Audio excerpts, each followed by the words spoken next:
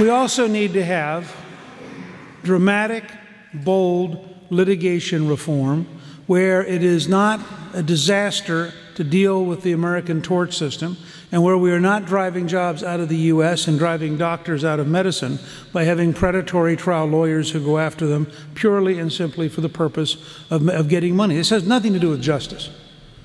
I mean, all of you have seen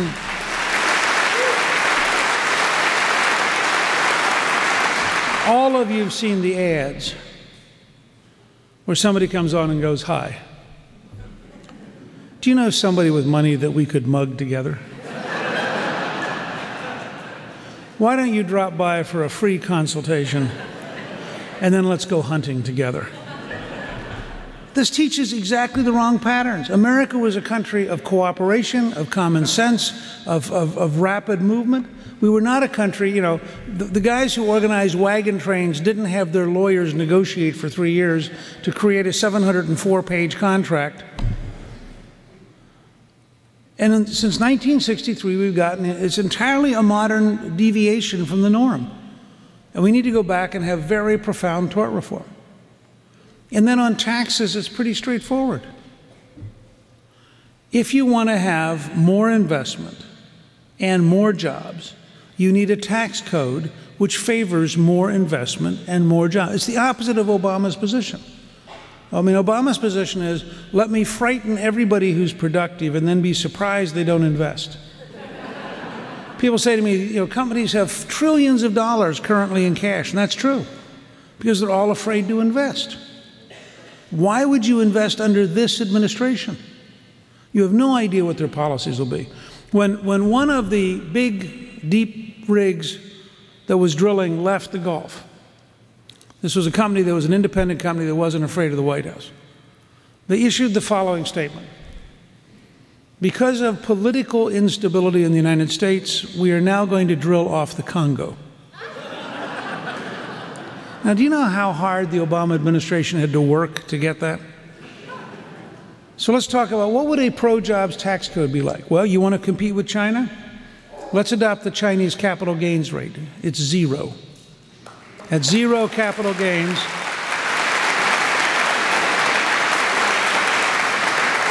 would you like to guess how many jobs you'd create at 0 capital gains?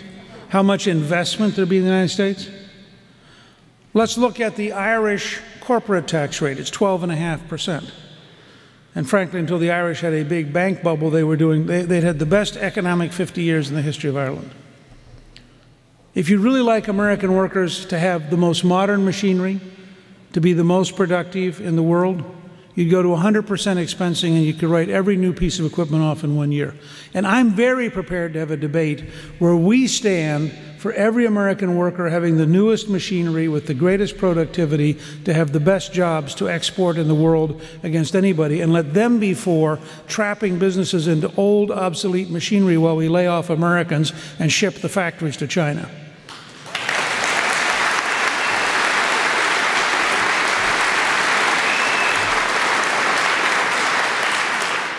And finally,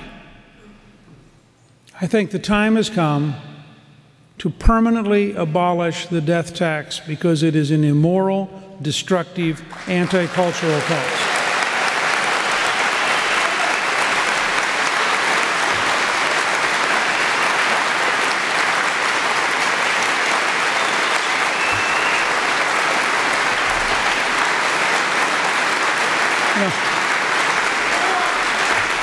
You know, the amazing thing that's so hard to get across to liberal reporters and editorial writers is that most of the people who just stood and applauded are never going to pay the death tax. Now, the objective reality is, you know, relatively few people pay it. Yet almost 80% of the American people have favored abolishing it for the last 30 years as a cultural matter for 2 reasons. The first is just a deep instinct that it is wrong to have to see the IRS and the Undertaker the same week, and there's something just gruesomely wrong about a government that greedy. But the other is, I think, a deep psychological belief among Americans in the right to pursue happiness, and the idea that if you work your entire lifetime, you save your entire lifetime, you do everything right your entire lifetime, what right does a politician have to reach into your wallet the day you die and take away your money?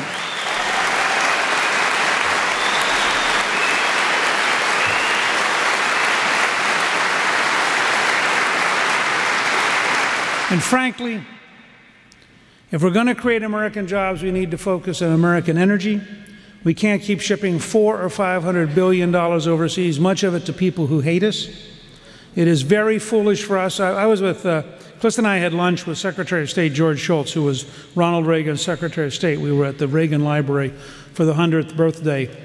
And he said to us, he said, how long do we have to get hit over the head with a 2x4 to realize we need a national energy policy to get free from the Persian Gulf and to get free from Venezuela? And a national energy policy, this is very hard to get, President Obama can't quite say these words. A national energy policy means an American energy policy, not a Brazilian energy policy.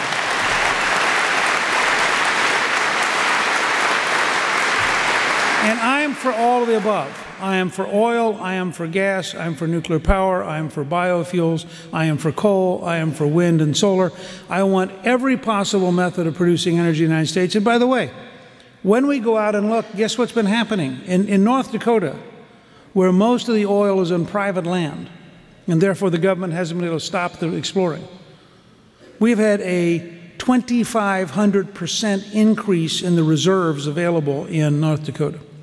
Because of the new technology, new approaches, we have not had a serious geologic survey of our potential resources since 1984. So all the new technology, all the new ways of finding oil and gas, none of it's been applied by the U.S. Geological Survey because the environmentalists are afraid we'll find it. This is the willful ignorance model of governing, which they also apply, sadly, to many of our schools.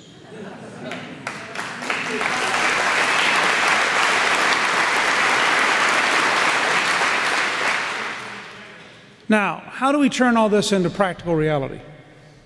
Now, I understand that having been Speaker of the House, having passed fairly large bills, I believe there's a method, which I really learned from Ronald Reagan, that you don't actually govern in the Congress. You govern at home in the grassroots. That when Reagan used to say, I turned the light up for the American people, so they turned the heat up on Congress. So I'm going to give you two sets. One is I believe we need a contract with America in the fall of 2012 that has 7 big, major bills, one for sure on the economy and jobs and growth, and one for sure on the 10th Amendment Implementation Act. And we try to get every Republican for Congress and every Republican for the Senate to sign up. And we say to the country, you give us a majority, these will all be passed in the first 100 days. And since we'd be negotiating with me, and the bills would be bills we've already agreed to, I promise you I will sign the bills.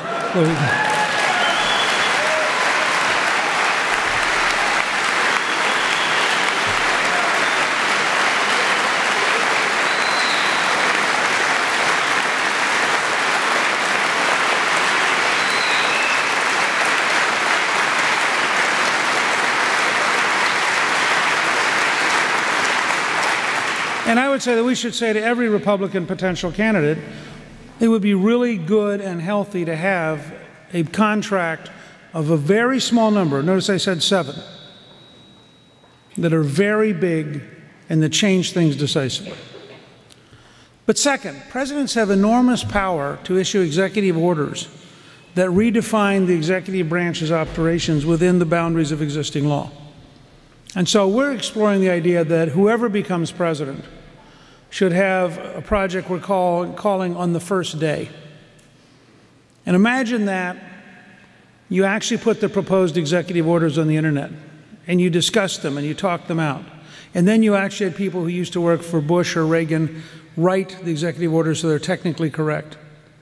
And imagine that shortly after the inaugural address, there was a 1-hour break, and the newly elected president went into a room in the Capitol and signed the first 100 or 200 executive orders, and then went to lunch with the Congress. Now, I was in Iowa 2 weeks ago at a Faith and Freedom Coalition meeting, and I gave them 4 examples. I'll share these with you because they give you a flavor and get you to start thinking about it. I said, I thought whoever the next president was, if they were Republican, the very first executive order on the very first day should be to abolish all of the White House czars at that moment.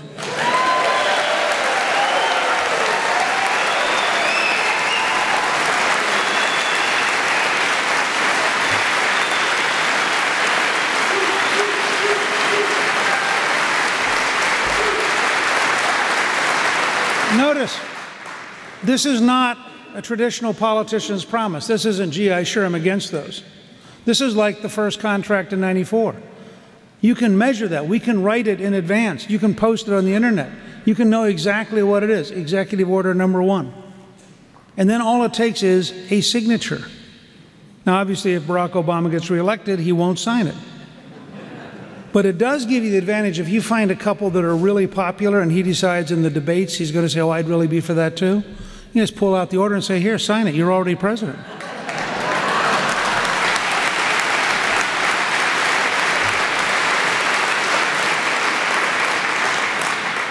I said in Iowa, maybe the second executive order ought to be to reinstate Ronald Reagan's Mexico City policy so none of your tax money pays for abortions anywhere in the world.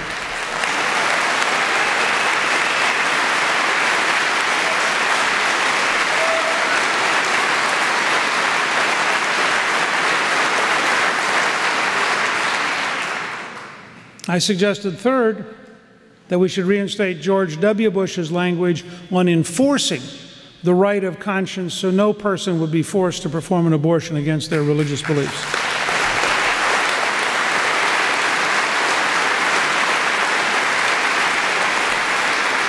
And I said fourth, we should immediately instruct the State Department as of that date that every country in the world is allowed to designate their own capital, and we will put the American embassy where the capital is designated, which specifically relates only to one country in the world.